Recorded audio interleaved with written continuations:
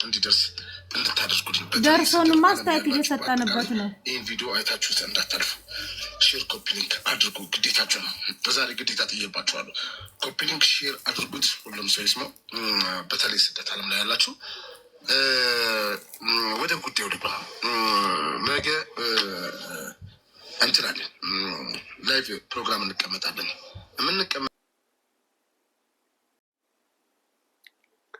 እንዴት ናችሁ? ደህና ናችሁ ወይ? በዚህ ሰሞን ደግሞ እንግዲህ እንደዚህ እንደምታዩት አንድ ወንድማችን መንገደኛው የሚባል አንድ ወንድማችን ተነስቶ ለመዳም ቅመሞች መሬት አሰጣለሁ ብሎ እንግዲህ ሰው እየሰበሰበ ነው። ያው የመዳም ቅመሞችን እየሰበሰበ ነው። ግሩፕ በዋትሳፕ ፈጥሮ እንግዲህ ብዙዎቻችሁ ያው አይታችኋል፣ ታውቁታላችሁ።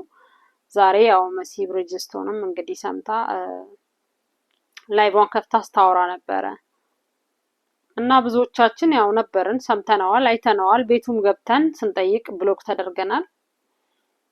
እና ብዙዎቻችሁ እንግዲህ አምናችሁት እየተከተላችሁት ነው። በግሩፑ ተሰብስባችሁ ኮድ እየወሰዳችሁ ነው። ግን ምንም አይነት ነገር ሲጠይቅ ጥያቄ አይፈልግም።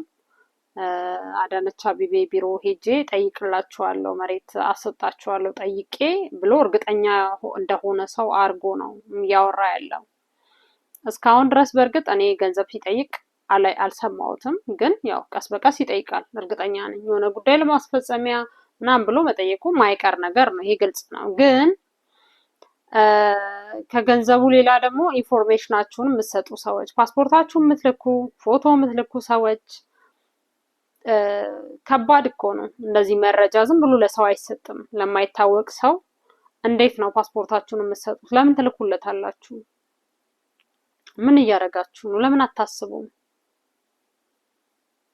ለምን ማንም ሰው እየተነሳ በደካማ ጎናችሁ የአረብ ሀገር ሴት ምስኪን ናት፣ ገንዘቧን ተበልታለች፣ እድሜዋን ስደት ይበላት ምናምን እየተባላችሁ ለምንድን ነው አጉል ሰው እንዲያዝንላችሁ የምትሆኑት? ለምንድን ነው? ለምን ሰው ያዝንልናል? እኛ በጣም ጠንካሮች እኮ ነን። ከኛ አልፈን ብዙዎችን የረዳን እኮ ነን። ለምንድን ማንም ሰው ተነስቶ ታሳዝናላችሁ፣ እናንተ እንዲህ ናችሁ፣ ምስኪን ናችሁ ብሎ ለምን ማንም ሰው እንትን ይላችኋል? ለእናንተ ያዘነ መስሎ ገንዘባችሁን ይበላችኋል። ለምን ጊዜያችሁን ይወስድባችኋል? ምን ሆናችሁ ነው? ለምን ትሸወዳላችሁ? በተለይ ደግሞ የቆያችሁት፣ እኔ አዲስ ሆናችሁ ዛሬ ስልክ ለገዛችሁ፣ ዛሬ አረብ ሀገር ለመጣችሁ ሰዎች እናንተን እንግዲህ ምንም ማድረግ አይቻልም። ግን የቆያችሁ ሰዎች እነዚህንም ሰዎች አታስበሏቸው። ከዚህ በፊት አንዴ ዛሬ 10 ዓመት ምናምን አካባቢ አንድ ሳሙኤል ማስረሻ የሚባል ቲያንስ ነው ምናምን የሚባል ድርጅት ነበረ እና በዛ ውስጥ በጣም ብዙ ሰው ተበልቷል። እውነት መስሎት የዛኔ እኔም አዲስ ነበርኩ ለአረብ ሀገርና ተበልቻለሁ። ከተበሉት ውስጥ አንዷ ነኝ። ለዚህ እንደዚህ አይነት ሰው ድጋሚ ሲመጣ በደንብ ጠይቁ፣ መርምሩ። እንዴት ነው የምታሰጠን? በምን መንገድ ነው? በሉ ጠይቁ። ዝም ብላችሁ ኢንፎርሜሽን ለማንም ሰው አትናገሩ። ለማንም ሰው ስማችሁን፣ አድራሻችሁን፣ ሁሉንም ነገራችሁ ለምንድን ነው የምትነግሩት? በእናንተ ስም ምን አይነት ወንጀል እንደሚሰራ ምን ታውቃላችሁ? ዛሬ ፓስፖርት ጠይቋል፣ ፎቶ ጠይቋል፣ ከዛ ነገ ፊርማችሁን ያሰባስባል። ከዛስ ምንድን ነው የሚሆነው? ተስማምታችኋል፣ በሆነ ጉዳይ ላይ ተስማምታችኋል ብቻ።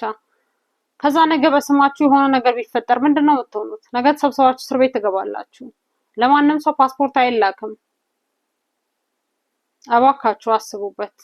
እባካችሁን አስቡበት። የምሬን ነው የምላችሁ። ሁሉ ጊዜ ሞኝ አይደለንም።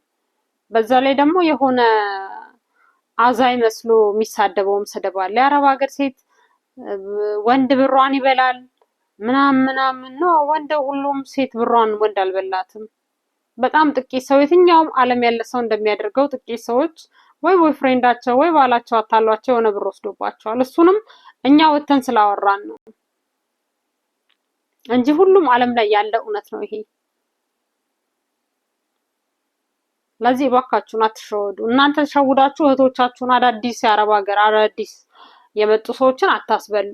አስቡበት። ለምን ሁሌ ትበላላችሁ? ሁሌ የአረብ ሀገር ሴት ሁሌ ነው እንደምትሸወደው? መሸወድ እኮ አንዴ ነው።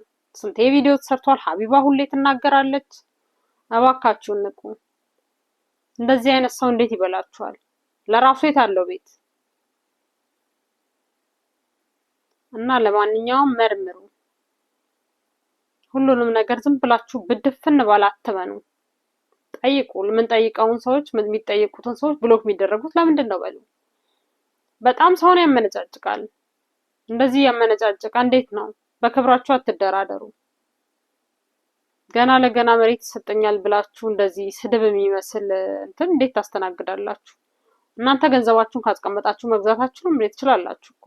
አንድ ሳይሆን 2 ቤት መግዛት ትችላላችሁ።